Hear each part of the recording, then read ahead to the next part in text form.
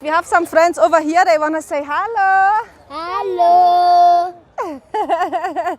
These are all my followers on YouTube, all over the world. Yes. What do you want to tell them? They're all over, in the US, in Germany, Australia, even Kenya. What do you want to tell them? We love you. We love you.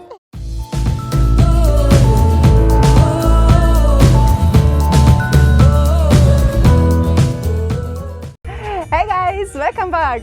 So today, a little bit a different video. I am here inside Kibera SLUM, a slum in Nairobi, the biggest one, which has more than 250,000 people here. And yeah, today, I mean, locals call it Kibera. And today, I know it's not like, I get a lot of requests of people asking me about, Sinja, can I go and see the slum? But I was always hesitant until now, because you cannot just go to a slum and visit as a traveler, take out your camera the way I do now, make pictures, make videos, and then share it on social media. So you have to be very carefully, or you have to be strategic in one way on how you do it, how you go to the slum. And I am here right now with my friend, they're just here. Yes, he is Moses, and he's taking me around today. And together we are like taking you through the slum, and as well sharing his story and showing you in a way on how you can visit the slum in a safe way, and also in a way on how you can support locals. Okay, let's start. Welcome to Kibera. Welcome to my facility. Just behind me, inside this door, this is where I live. I'm called Moses. So we want to welcome you to my facility to see a typical home in Kibera, where I live with my family. And yes, basically I just welcome you in.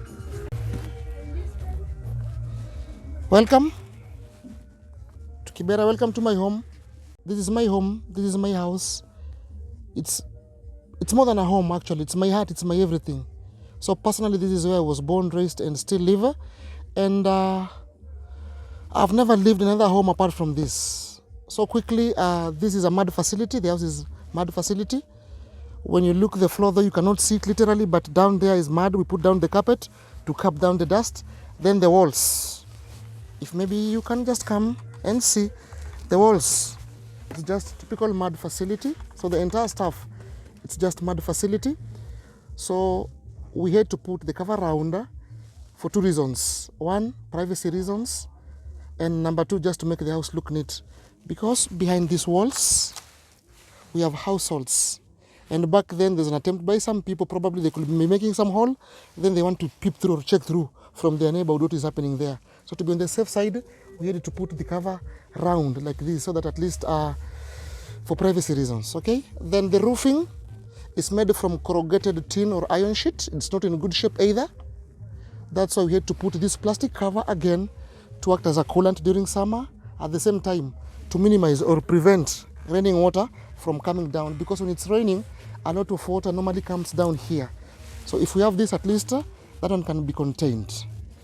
Then that space over there, that's the bedding where my partner, Phyllis, and my son, Aaron, sleep now.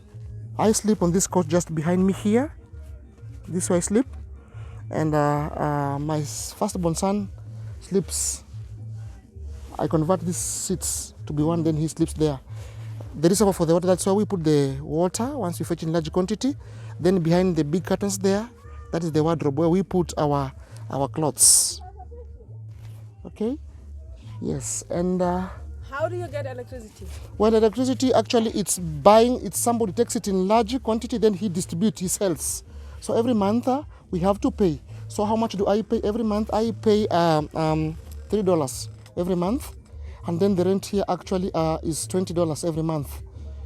And the size of the facility is supposed to be 4 by 4 meters, so we're talking about 16 meters squared. So almost all the houses here are of similar size.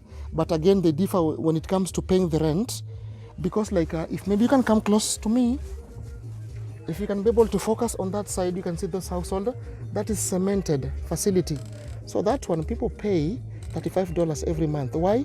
Because this is regarded to be like a semi-permanent, and this is temporary. It is cemented, but of similar size. If you also go to the interiors of the slum, probably you could come across such kind of facility, but they're cheaper, either between maybe $8 to $15 in between there. cheaper because probably the areas are not fully accessed.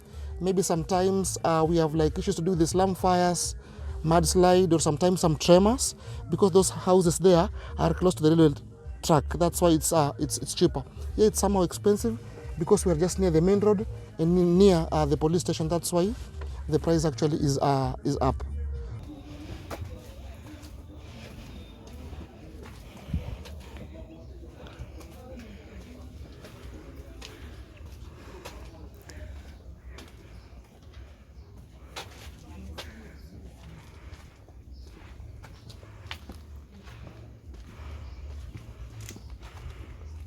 So guys, we are here right now, as he calls it, in one of the rich areas in Kibera, which is way more safe, and you can see even the houses behind us, they're real houses, the road is tarmacked. So it's a different way of slum where we are right now. And look at this wall. This is a private school behind here, and it teaches you that actually beating is still a thing going on in Kenya, but this should teach you and remind you not to beat the kids. And I love this one. Read this one for yourself.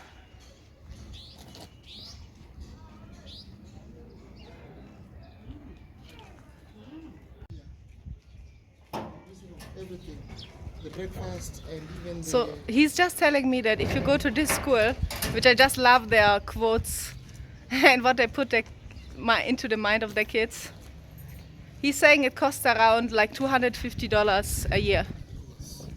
Imagine paying $250 a year and you make maybe, I don't know, a lot of people, what do they make here? $1 per day? $1 per day? Or even less than $1 per day? Yeah.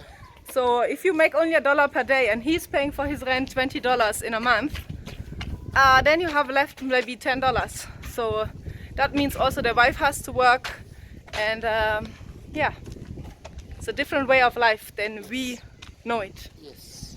From here again, it's another different village. It's called Kambimuru to my left. So this is interesting. So he's saying this is traditional medicine to treat malaria and other kind of diseases here in Kenya.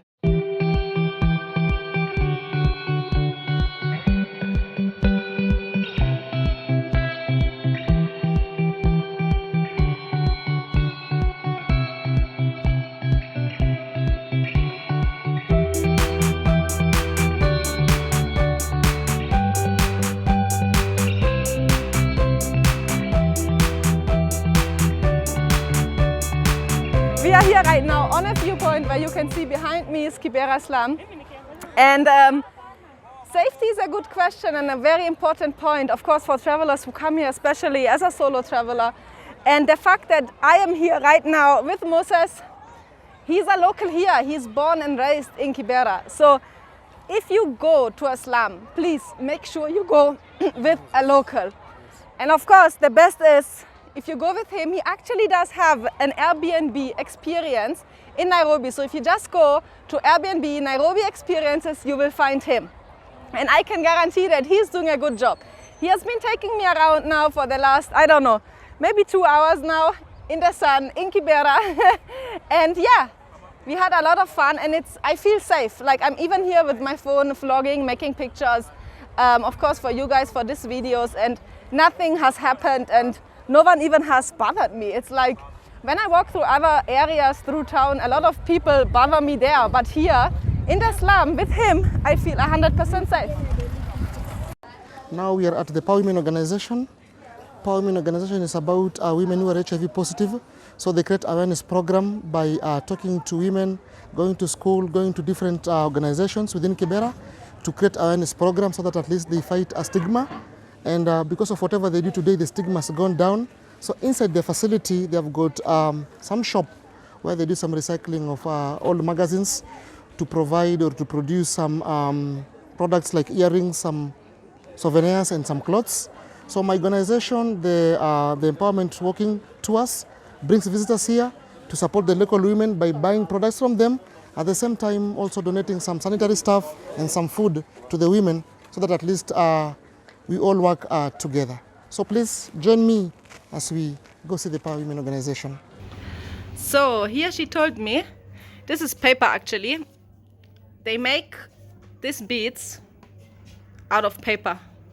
So first they cut it, then they roll it, And some of them are natural, like these ones, and others are painted. So when you travel here to Kenya and you decide to visit the slum, or you come to such projects here, you can decide to support them, come here, make a donation, or of course also buy some of their beautiful things they are doing themselves.